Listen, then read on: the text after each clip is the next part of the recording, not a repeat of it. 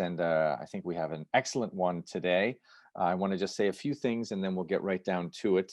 So I'm assuming most of you know about the American University in Cairo. If you don't, very, very briefly, it's an American chartered, an American accredited, an Egyptian accredited institution that is now 101 years old. The School of Continuing Education is actually almost as old. It was begun in 1924, and it serves a broad swath of Egyptian society. We have between 25,000 and 30,000 students per year who come to us to study things like English language, career development, translation, teaching of Arabic as a foreign language. We're just beginning now a new Arabic language and culture center in partnership with AUC's Academy of Liberal Arts and our Arabic Language Institute, and many other things that we're working on. Of course, like all of us in the world and on this call, we're navigating our way through these challenging circumstances of the pandemic. If this were our normal times, so-called normal, we would be holding this lecture in very beautiful Oriental Hall in the historic downtown campus of the American University in Cairo on Tahrir Square.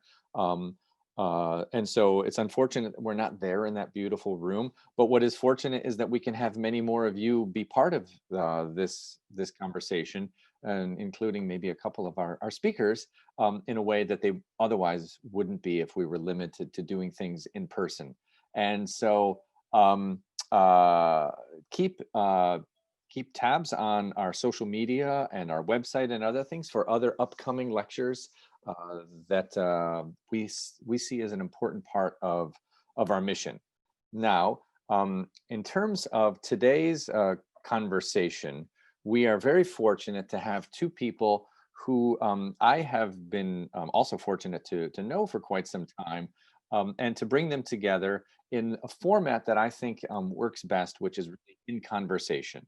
And through that conversation, we'll learn a lot about the topic that they're going to talk about, which is the women, entrepreneurship, various challenges and opportunities that are related to that topic.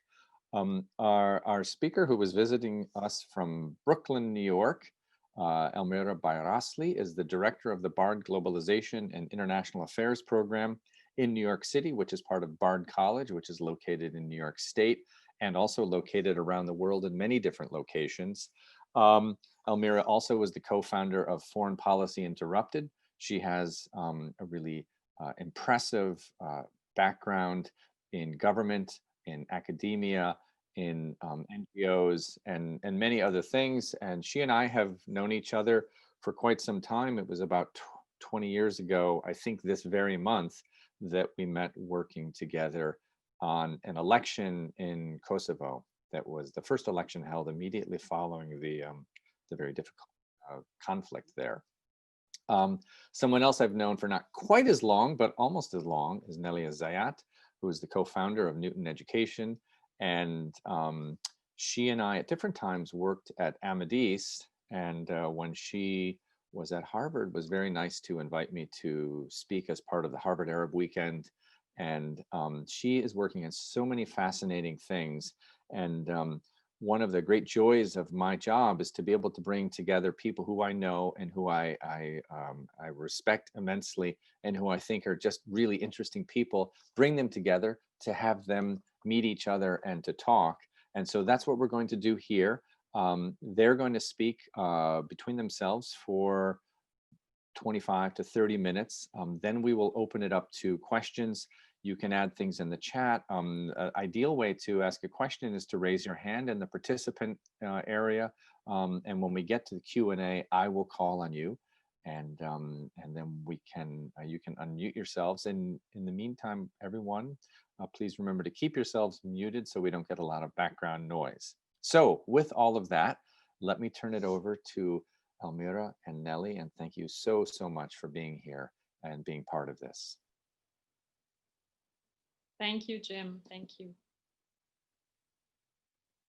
Oh, I forgot one thing too. Let me also just mention that one of the bases for the conversation today, and for the topic in general is a book that was written by Elmira from the other side of the world that I'm happy to report is available in Egypt, is available around the world in all the ways in which one can access books, in hard copy, in other many ways. And I can tell you that I own a copy. Oh, I think I own 2 copies of the book, actually. It's well worth reading, and you're going to hear a lot more about it today. Okay, sorry for that addendum. I just forgot. Go ahead, please. All right, thank you, Jim, so much. It's a pleasure to be here, and a real pleasure and honor to be in a conversation with Elmira, who, of course, I've known about but had not had the pleasure to meet. So I'm happy that we get to virtually meet today for now until until we can meet face to face. It's an honor to be part of this lecture series organized by AUC and the School of Continuing Education. So welcome to everyone attending the session. Thank you for being here. So Elmira, I thought that we could start our conversation with this idea of singling women out when we talk about entrepreneurs, or really when we talk about anything, when we say engineers but women engineers, or entrepreneurs but women entrepreneurs. Is this good or bad? Is this a good thing to sort of underscore that being a woman and doing the same thing that a man does is different, or is that in favor of all the women trying to do things, or is it not? So I just thought to start with that and get your thoughts on this idea of focusing on women. Well, first, Nelly, thank you. It's such a pleasure to be in this conversation with you, and thank you to Jim and to AUC for inviting me to be with all of you in the Middle East. It's a place that I hold dear to my heart, and I'm really eager to get back to. So hopefully we can all convene in that wonderful room that Jim was talking about and resume this conversation. Nelly, I think you bring up a really excellent point, because when we talk about the word, when we say the word entrepreneur, if you Google it, the image of men come up. Yes. And it's not even, and one of the reasons that I was compelled to write the book that I did is because it's not even a diverse array of men. It's a certain type of man. It's a white man. Mm. And when you even say the word entrepreneur, you think about people like Steve Jobs or Bill Gates or Mark Zuckerberg, and you think about Americans.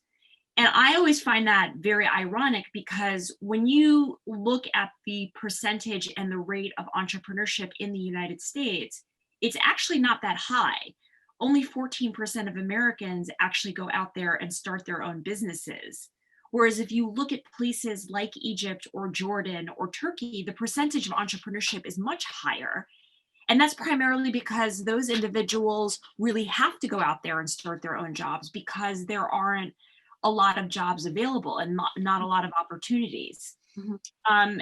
And I think for women, it's even doubly harder. I think it's hard for women in the United States to start enterprises. But again, since we're talking about the Middle East, it's very hard.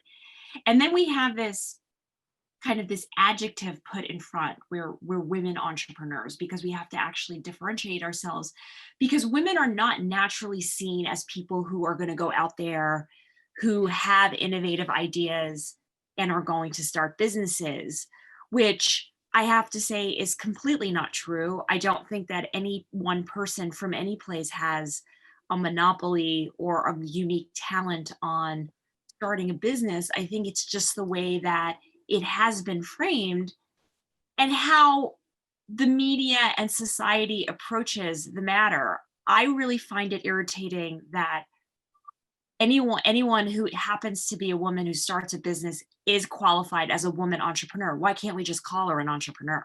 Yes. Yeah, exactly. Oh, yeah, I think this is a good segue for us to talk about about your book from the other side of the world. I know Jim mentioned it. I'm also a proud owner of the book. Here it is. So this book, I want to give a chance to Elmira to talk to us more about the book and the idea behind the book, and all of these interesting entrepreneurs that are featured here. But so I'll let you do that. But I also thought it was interesting that while, of course, the book highlights these entrepreneurial, stories, and these stories of these successful entrepreneurs, different parts of the world outside of the Western world, but I thought it was interesting that out of the seven, they were seven, right?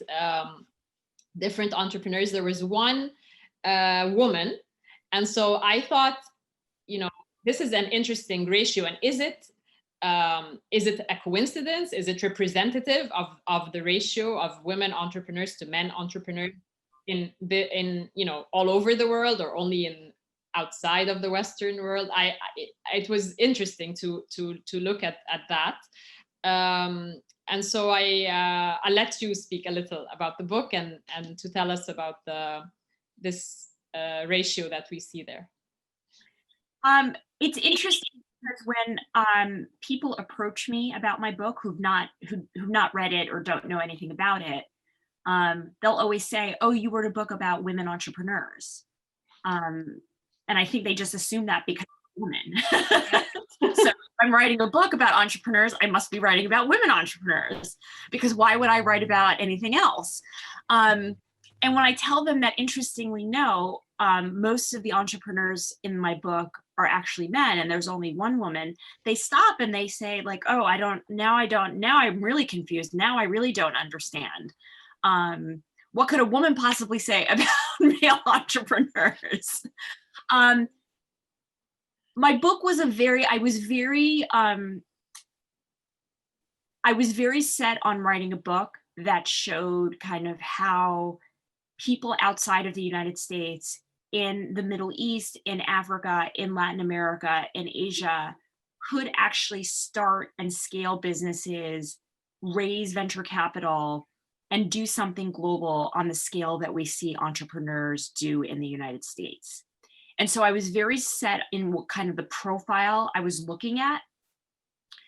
And when I was going around the world, obviously as an ardent feminist, I was very conscientious in looking at female entrepreneurs. But what was interesting to me is that the enterprises around the world that were actually getting the venture capital funding, that were getting the backing, that were going out and becoming globally competitive companies, were run by men. And so I want to definitely talk about what is that phenomenon, because I definitely do think it's gendered. And I think it's a very big problem there. What I didn't want to do in my book is just write a book about feel-good stories around the world about people just doing things. The goal in my book was to show that talent exists everywhere, and that whether you're in Istanbul or you're in Lagos or you're in Lahore, doesn't mean that you can't actually start and scale up a very globally competitive business. And so I ended up having to profile most men in my book. I wish I had more time and money to actually go out there. I'm sure that there are women that fit that profile. I had a hard time coming across it. The one woman that I do profile in my book is in Russia. And her business is actually not globally competitive, and it's not very interesting. But I wanted to write about her because I actually thought she was interesting and her story was interesting. Because the way that I set up my book is that I write about 7 entrepreneurs from 7 different countries overcoming 7 different obstacles. And this is the key of the book, because basically what I say is that it's actually not about ideas or talent. It's about what obstacles do you or don't you have in your way. And when you look at the United States has very good infrastructure. It has a very good educational system. It has good rule of law. It has an abundance of talent. And so the obstacles in the way of entrepreneurs in the United States are very low, whereas in places like Egypt, they're very high. And so I look at how entrepreneurs are overcoming these obstacles. And my entrepreneur, Yana Yakovleva in Russia, was actually overcoming the obstacle of poor rule of law and governance. And she actually took on Putin and Putin's government in Russia, and she won. And I actually just thought, like, well, this is just such a remarkable story that I really wanted to tell it, because she's a woman leading this not very interesting business where she's just selling chemicals. So it's not very innovative, and she hasn't raised any venture capital money. But the fact that she actually took on the Kremlin and Vladimir Putin himself, I actually found to be very powerful, and I wanted to tell her story. Yeah, for sure. It is very, very powerful, and it is a very different story, even from an entrepreneurship perspective. But you speak about obstacles and how there are more obstacles on this side of the world. I know a lot of aspiring entrepreneurs who are indeed facing and continue to face a lot of obstacles here in Egypt, in the region, in many other parts of the world too. But I was wondering if, from your perspective, the obstacles facing women entrepreneurs are even more, or are even more challenging, more difficult. There's so many things that come in the way. When you talk about raising capital or attracting investors, do investors look at that? Do they not? They are not as willing to give money to a woman entrepreneur, do you think? I do think that they're less willing to give money to a female entrepreneur. I think there are a lot of things. I think, look, we focus a lot on the outside of the world, but in the United States, the percentage of female entrepreneurship here is very low. And I think whether you're a woman here in the Western world, in the largest economy in the world, or whether you're in the Middle East or in Latin America, you're still faced with the same issues. And those issues really do have to do with women. Whether you're going to be an entrepreneur or not, women get paid less than men. And so the savings rate and what women accumulate is far less than what men are earning, whether you're in the United States or you're elsewhere. Then you also have the challenge of women are, and again, in the United States, we still have this problem where women are seen as the family caretaker, right? Because women are the ones giving birth to children. They're seen as the primary caretaker for children. And so it's, automatically, well, how are you going to start a business and have a family? Who's going to take care of the children?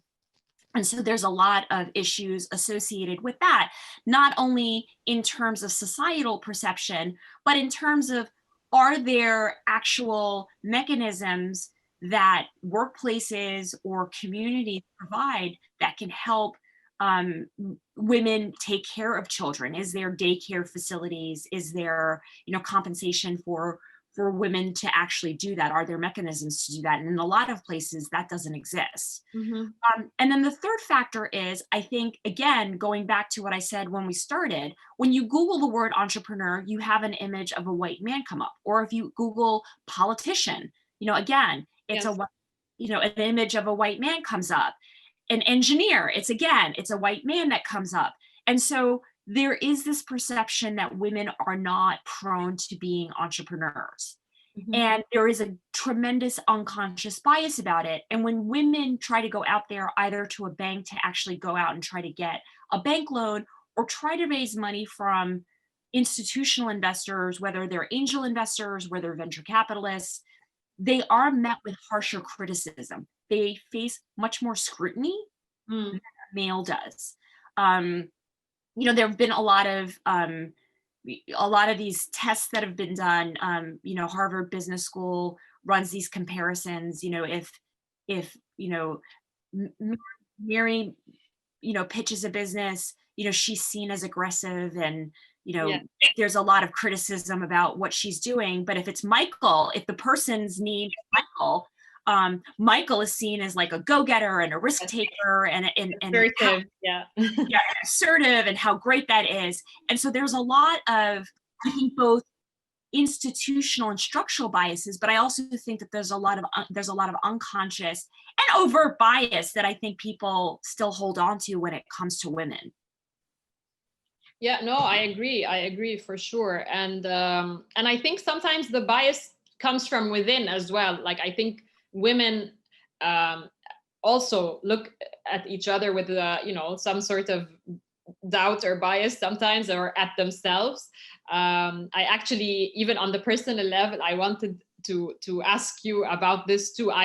As a woman entrepreneur myself, I feel like I many times suffer, from what they call imposter syndrome. And I feel like I'm not so sure if, I am really that good, or I really, should be the person to answer that particular question, or, if I'm really the expert. And I don't know if this is just I know men also, there are men who also think that way or suffer from the same thing. But I feel like when I talk to more people that it seems to be more of a woman thing, and I can't help but think that this is a result of all of these accumulated historical biases that we face in everyday conversations. It doesn't have to be like a business conversation. Yeah, and I would actually call that imposter syndrome. I would call it punishment syndrome. And the reason I would call it punishment syndrome is I've encountered, endlessly that, and we've all heard this. All the women on this Zoom call have all heard, well, women need to be more confident, and you should raise your hand, and you should believe in yourself, and you should lean in, and, and not be afraid to take that risk. And the reality is they make us believe, and I'm saying they as society, and this is again both men and women, because I think you're right, Nelly. I think that women also are very self-critical of themselves, because society has ingrained a certain notion about what women's roles are and what women can or cannot achieve. Mm-hmm. And again, when women say things like, you should be more confident, and you should, raise your hand and take a risk, they're feeding into that patriarchal notion that we need permission to do something. And the reality is, no one here lacks any confidence. We may range in the level of how strong or weak our confidence is, just as each person differs in their personality. Some may be more outgoing, some may be more reserved. No woman lacks confidence. But what happens when we raise our hand or we lean in is that we are met with either getting ignored, our ideas are adopted by a man, and the man gets recognition for it, or and more often what happens is that we get punished. We either get told, we get called all sorts of names, and everyone here knows what those names are. Or we actually get physically threatened. I know I have. When I go out there and I speak my mind about certain issues, I get threatened with rape, and I get threatened with bodily harm. I'm going to kill you. And these are real things that happen to women. And so the imposter syndrome is a symptom of what is going on here, where women again are forced to, on the one hand, it's just like, well, you should try harder. But then on the other hand, when we try harder, we get punished. And so the imposter syndrome becomes a result of like, well, am I good enough to do this? Because again, who's setting the standard? It's a set of, white men that are setting the standard that is, whether we live up to it or not, they will continue to change the goalpost, because they'll continue to say, well, you should, that was good, but maybe it wasn't good enough. Where when you actually really take a look at them, and if you break it down on a piece of paper, a lot of them are just very mediocre. And if you put women and the things that they do on a piece of paper, all of the women outshine all of these men who are holding all of these barriers and all of these rules up for women. Yeah, absolutely. What about, particular cultures or subcultures. How do you think that plays out with women entrepreneurs? Do you think that some cultures are more supportive of women entrepreneurs as opposed to others, or do you think in general the women or female entrepreneurs sort of face the same sort of obstacles? I get this question a lot as a Turkish Muslim woman. I get a lot of very, I think what I consider very offensive comments. Oh, aren't you lucky to be here in the United States? Mm. So much easier to be here in America. Yeah. And I have to actually say, when I go to Turkey, or in fact, when I go to the Middle East, I find that I am far more respected in male circles, where men will not interrupt me and will not talk over me when I am in a meeting. Mm. And I find that to be interesting, because when I'm in a meeting, with the exception of Jim, who does not interrupt me or mansplain to me, I'm constantly being interrupted. And I think there's this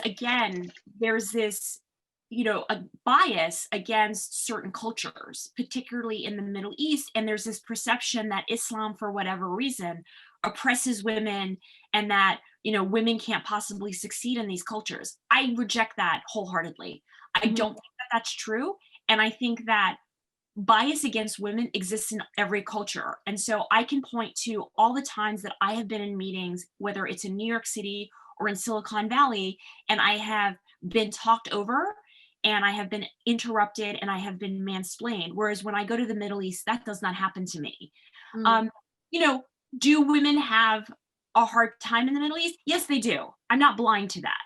And I think that there are certain challenges, but is that cultural or is it structural? And we actually be dealing with the structures and how to actually improve them for all people, not just women, but so that we can actually see progress for an entire community and an entire society. I think that we need to stop breaking it down and talking about whether it's culture or ethnicity or religion. I just think that that blurs our understanding of what is happening, because you can take a look at countries like South Korea and Japan, where there is a lot of bias against women, and there is a lot of segregation, and women have a very hard time. It's hard for women in those two societies to reach middle management, let alone high management, or to start businesses. And we don't hear people talking about, their religion or their culture being an obstacle to that. Right. Yeah. When you were talking, I remember when I was in graduate school in the US, I used to get a lot this question a lot. Where are you from? So I say I'm from Egypt. No. I mean, no. So you're originally from Egypt, but now you're here. No, I say no. I'm originally from Egypt. I'm currently still from Egypt, and it was always a surprise, as if, like you say, there's a certain stereotype associated with, a woman coming from Egypt, that I would not be saying the things I say, or would not look the way I look, or, there's all these stereotypes that really both men and women also suffer from. But I don't know if it's interesting when you say that when you go back to Turkey, you don't seem to face that same sort of problem. But I don't know if is it also because they look at you as an expert coming from abroad. You live in the US and you know things, or do you think it's the same with a woman who was in Turkey? I have thought about that, and I do think that there is an element that I'm coming from overseas, as a woman who was born in the United States and educated in the United States. But then I take a look at women in Turkey in business, and a lot of them are in very senior positions, and I watch them in meetings, and I don't see men interrupting them. And they have risen up to being CEOs and to being very senior people at banks, and very large companies in Turkey. And so I do think that, again, I just don't I think that there's a different way that they approach. I think that there's a lot more respect in the Middle East. And so part of not interrupting a woman is I wouldn't interrupt anyone because it's rude to do so. And I think culturally, you know, this is a positive feature. You know, we always talk about the negative things about the Middle East. Let's talk about the positive things. Yes. You know, it's a culture where you don't do that because it's rude. It's considered rude. Mm-hmm. So maybe even if the person does feel like, well, maybe this woman, you know, isn't, you know, she's not as smart as she thinks she is, the man will not automatically interrupt. The other thing I want to say is, you know, again, talking about the positives about the Middle East, you know, the Middle East is a culture, whether you're talking about Turkey or Egypt, it's a very community-based culture. Yes. And when you're talking about childcare, you know, this is another aspect where I've heard from female entrepreneurs in Turkey who have left the West, who I've known a number of engineers who started their businesses in the United States, women engineers, and have gone back to Turkey simply because they say that in Turkey, the infrastructure exists to actually take care of their household and their children. That Mm-hmm. it's just so much easier because it's a priority that those societies put on what their lifestyles are like. And it's not something that Americans prioritize. Americans don't prioritize childcare, and Americans don't prioritize family time. But it's something that in the Middle East, that takes a priority. And there are ways that women can actually start a business and devote their time full time to starting and running a business, because again, that's a priority in the Middle East, and they're able to do it because the community cares about it so much. Mm-hmm. Mm-hmm. Yeah, no, I agree with that. I think, you know, since we are in the times we are at right now, I don't think there's an escape of mentioning the pandemic and COVID-19 and this whole situation. But actually, from a positive perspective, I feel that on me personally, and when I talk to other friends and colleagues, that finally, I feel like the whole world around us now understands that yes, you're working and you have you know, a business persona, but there are kids who can run in the background or come in while you're on your Zoom call meeting, and it's okay now for both men and women. I feel like prior to this, it was sort of not okay, and especially for women, and you had to like make, you know, explain why you had to be somewhere with your child, or you have to you know, go to a school meeting, or you have to do all these things. But now I have a sense that finally people get it, that okay, you know, everybody has other obligations and other areas of their lives that they have to attend to. And so I think that's maybe one of the very few upsides of this situation we're in, that now people realize that there's nothing wrong with having other obligations and having kids, but still being able to run a business and be successful doing that. Absolutely. Yeah. So I know there's you know, a lot more we can talk about, and I know people in the audience have probably have a lot of interesting questions. So I think I should hand it over to Jim to sort of guide us through the questions. Yes, thank you. Thank you to both of you for a really interesting conversation. And I know in this limited amount of time, you're really just scratching the surface, but I think you're scratching it enough to give all of us some things to explore in our own ways. So for those of you on the call who would like to ask a question, please go to the participants section and raise your hand, and I will call on you. Let me get the ball rolling though. Maybe just mention a couple things. And the two of you can comment on them as you'd like, or we can just move on. One is just about since you know we are part of the American University in Cairo, and thinking about the ways that entrepreneurs kind of are educated or created. It seems to me that there is this sense that there's a heavy emphasis on. I don't know what just happened. Somebody's sharing their screen.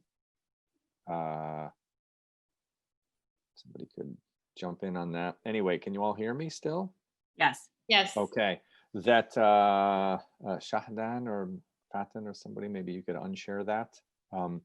That if that the AUC is a liberal arts institution, and that it's not just tech, it's not just engineering, or it's not just kind of finance, but that critical thinking and creativity, I think, can come from so many different kinds of educational tracks and so many different sorts of experiences, and I think that should be that's also, like, I think if you Google entrepreneur, not only do you get all those characteristics that are presented in kind of the American white male, but it's also tech, and it's I think it's overly focused on that, and I think that's one of the things about your book, Elmira, that is important too, that it can come from many different angles and many different places and different perspectives. So I guess that's a sort of a humble way of putting in a plug for AUC, liberal arts style of education. Also, Elmira, your institution, Bard College, that there are these institutions that really kind of take a holistic view of this. And then the other thing I would just mention, separate from that, Elmira, when you were talking about the people being threatening, and it strikes me too that that social media is particularly bad at that, and I think, but I think this is an area where women are seen as much more targets. I mean, I find the things I see on Twitter, as an example, I see things directed at women that would not be directed at men. That's my impression in seeing these things, and some of them are toxic, is putting it mildly. Some of them are really, just downright vile. But I don't know if either of you want to comment on either of those things, paths to creativity and also the toxicity of social media. And then I'll look through the participant list while you're talking about that. Sure. Elmira, do you wanna go first, or? I'd actually love to hear, Nelly, from you, what your thoughts are. I mean, you're an entrepreneur, and yeah, actually, it's interesting, Jim, that you bring this up. Obviously, I myself, I'm an AUCN twice. So, I had both my bachelor's and my first master's were from AUC. And so I'm definitely a strong believer and advocate of the liberal arts. And I face this problem myself because my business is not a tech business. It is actually educational consultancy, and it is, definitely more towards what liberal arts teaches you and not what a computer science program would teach you. And so I sort of faced that problem with first explaining to people what is it that I do, and then with even investors and with raising funds, but do you have an app for this?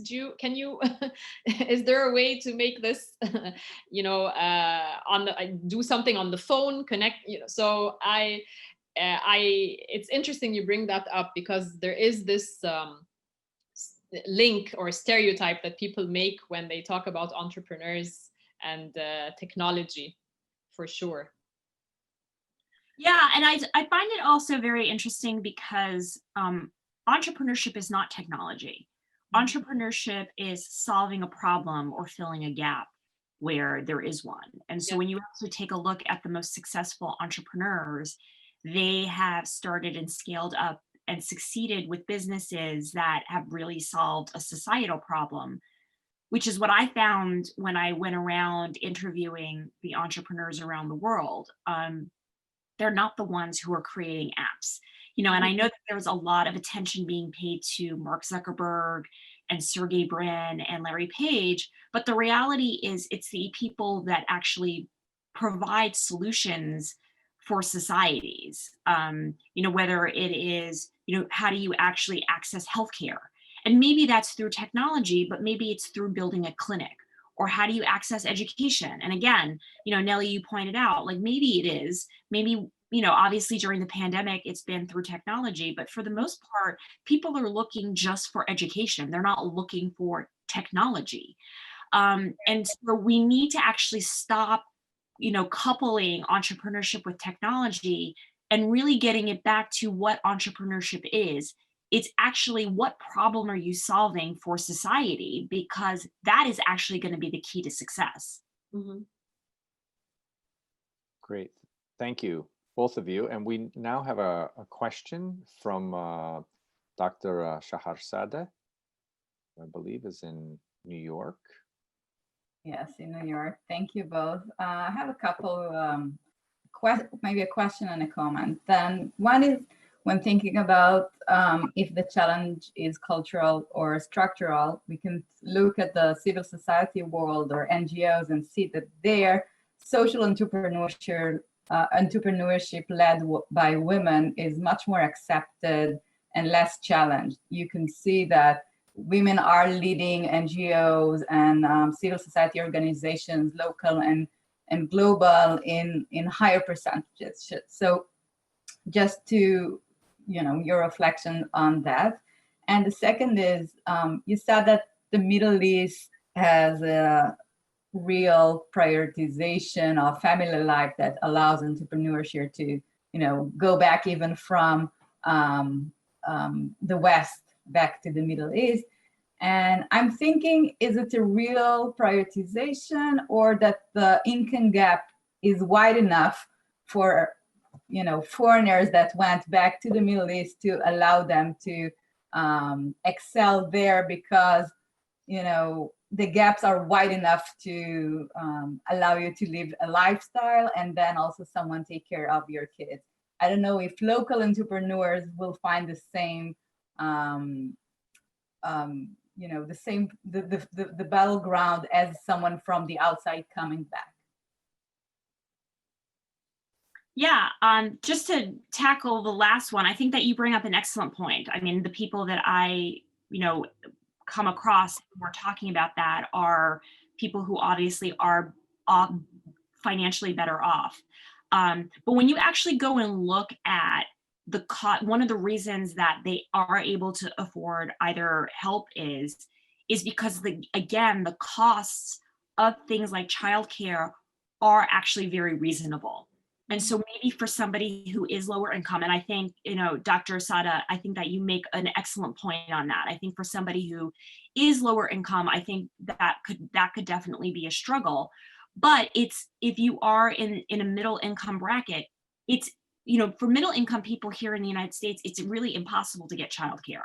You really have to be at a certain financial level to be able to really afford that type of childcare.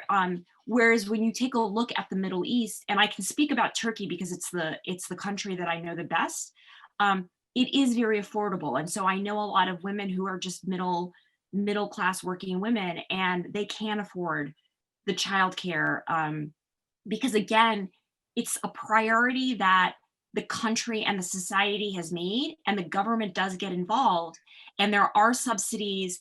And there is, again, because it is something that they have prioritized, that they do make it accessible. But I think your point about lower income people, I think that's a point well made, and I'm glad. Thank you for bringing that up. Sorry, and then I completely blanked out on the first question that you had. The first was on the social entrepreneurship. Oh, right. Yeah, when money is set aside and we're not threatening anyone that will make higher income, I guess it's easier to excel, right? Well, it is. And I think that it's interesting because one of the things that I did ask when I was going to write my book, when I was doing the research to write my book, it was, why aren't women doing these like venture capital ready, globally competitive, high scale ventures? And what they were actually involved in was things like food preparation, fashion, lots of shoes, lots of makeup. And not to say that those things can't scale. I mean, obviously, shoes and makeup is something that's universal. And I think women all around the world are very interested in that. But they are very traditionally in the female vertical, right? It's not something that men would naturally gravitate to.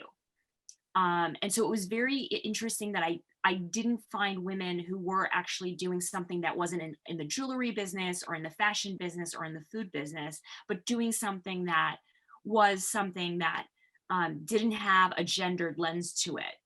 And I think with the social entrepreneurs, what you see again is because they're not raising a whole lot of money and they're not generating a lot of income, I think it's seen as, well, this is something nice for society. And so it's okay for women to do that. And it's acceptable for women to do that because women are nurturers, women are supposed to, help community and to do these things. And the social enterprises are not taken seriously, which I have to say is a very big mistake, because I think that there are a lot of social enterprises that are doing a lot of very important work, particularly in healthcare and education, that not only could actually generate a lot of money, but have a tremendously profound impact on society today, but also in the future.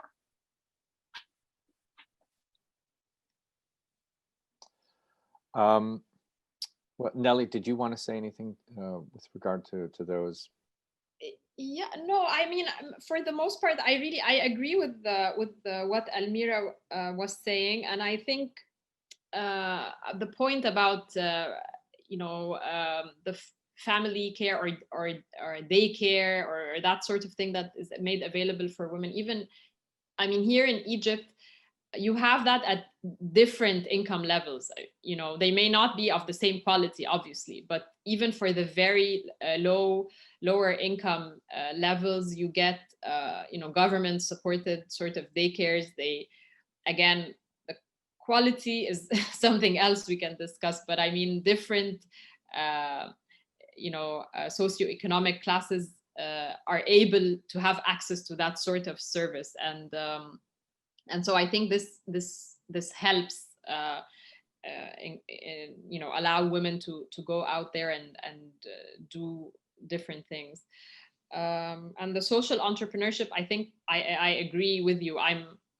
That's where I am. That's the space where I am at, and so I think you're absolutely right there, and I agree with also with what Elmira said about how social enterprises are not necessarily taken as seriously. But we're working on changing that. Well, we seem to have an uncharacteristically shy group, uncharacteristic for the School of Continuing Education. So while people are pondering another question, we don't have that long, but let me just mention one other thing. Elmira, you mentioned a few times about meetings where you see other women being interrupted, and I've heard you talk about this a lot before, and I think it's a crucially important thing. It's not just a minor thing, and it is an act of rudeness, but my sense is there's something deeper at work as well, and there's certainly a major gendered component to it, in that I think when people interrupt, they're sending the signal that they're not valuing what they're listening to. They're not valuing the person who's speaking, and that they're really just sitting there thinking of what they're going to say next, and that then they just blurt it out, and they because they're not valuing it. And so I think, number one, people ought to be more conscious of that. And of course, we want people to have good manners, but also I think it can be learned, and that one can become a better listener. It seems to me it's become kind of a lost art across the spectrum, and that you can actually learn a lot if you listen to people. And even if you're listening to people with whom you very, very seriously disagree, there's a lot to be learned. And and you can have what the two of you are having today, which is a real conversation, and it's not just parallel soliloquies, as I think of it, that people are just sitting there waiting till they can give their soliloquy. And I took part in an active listening workshop at Bard College, actually, when I worked there, and I found it to be enormously instructive for my own skills as just patiently listening. And I think all of us can do better at that. So anyway, I just bring that up because I think it's a major problem in society. It's not just a minor thing or a question of bad manners. It is that, but it's worse than that, actually. But it can be addressed anyway. But I don't want to. Now I see someone has raised their hand. So let me, before we run out of time, go to what will be our last question from Ragda of the School of Continuing Education. Thank you for asking your question.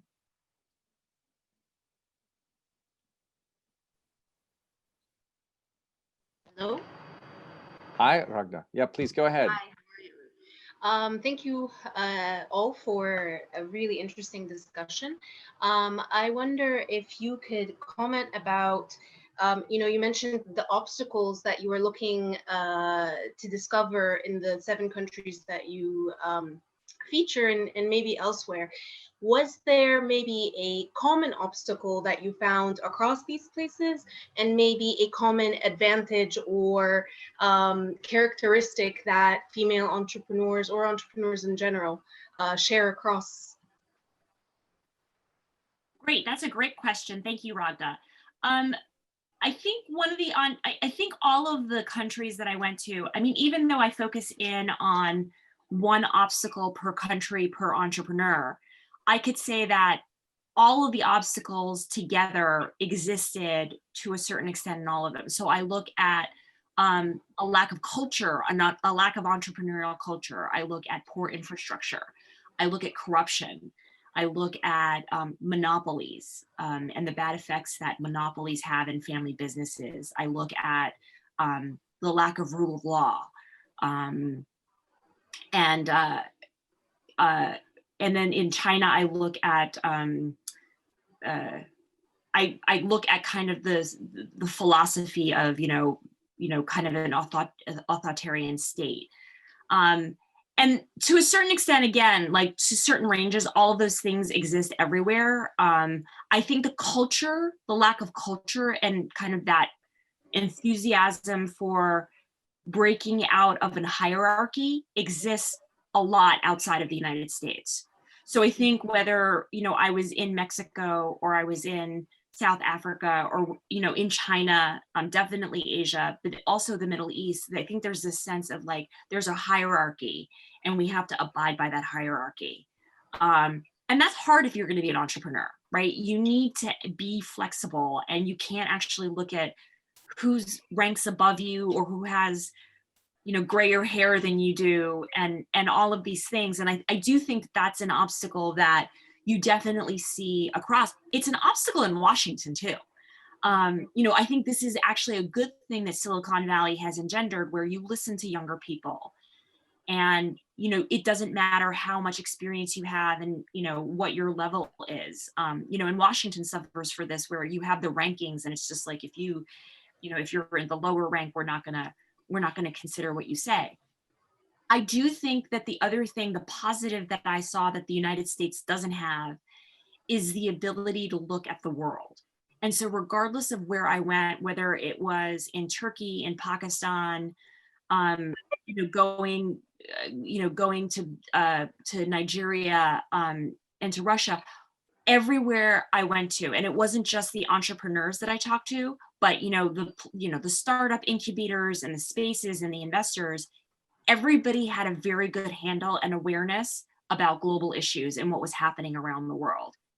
That is the one thing that the United States lacks. If you go to Silicon Valley, they could not tell you what is happening in Belarus. They could not tell you that Chile just had a referendum. They could not tell you what happened in 2011 in the Middle East, in Tahrir Square. Maybe they saw it on Facebook and maybe they, and then they'll say, oh yes, that was the Facebook revolution, but it's not something that is on their radars. And I think it is a very big problem in the United States, not just in entrepreneurship, but in general, that people aren't aware of what's happening around the world, because what happens around the world matters. Thank you.